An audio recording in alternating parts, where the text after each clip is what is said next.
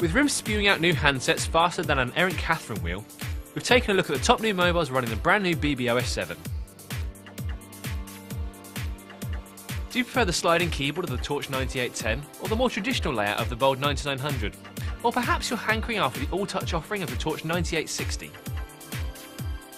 All three handsets are rocking OS7, although this isn't much of an update over the previous version, with the same app drawers and layout as before. And while OS7 isn't much to shout about, we do enjoy being able to remove unwanted app drawers from the home screen to reduce the annoying clutter. One thing RIM has never really managed to nail is designing super stylish handsets. The Bold 9900 is the only real eye-catcher of the three, thanks to its sharp lines and more palm-friendly design. The Torch 9860 doesn't do RIM any favours in the design stakes, as it's just another large touchscreen with a black frame, and operating it with one hand can become a tricky balancing act. The Torch 9810 is sleeker, but still a chunky beast.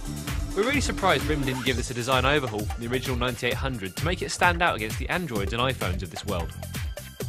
The Torch 9810 and the Bold 9900 don't like taking photos in landscape, with the options and settings menus refusing to rotate, despite a dedicated camera key.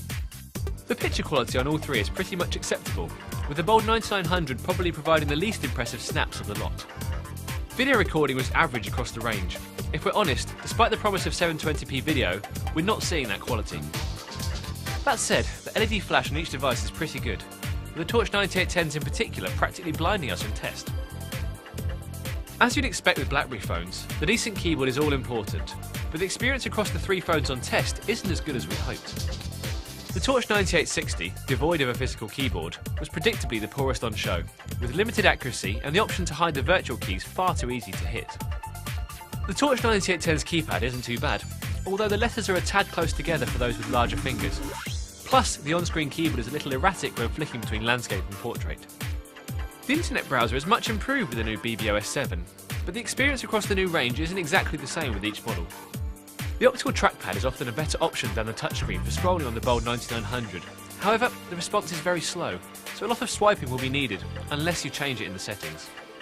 Both the Torch 9810 and 9860 are a little stuttery and slow at loading web pages too. The Liquid graphics processor has improved things, but it's still not as good as other smartphone platforms. Both the Torch 9810 and the Bold 9900 have some real highlights on show, with a decent keyboard of the Bold likely to entice hordes of users. The Torch 9810's touchscreen keyboard combination is a little low on style, and curiously looks identical to its predecessor. And sadly, we can't see much of a future for the Torch 9860. It's just another large touchscreen phone in the sea of many, and we can't find any real standout features to help us recommend it over the iPhone or decent Android models.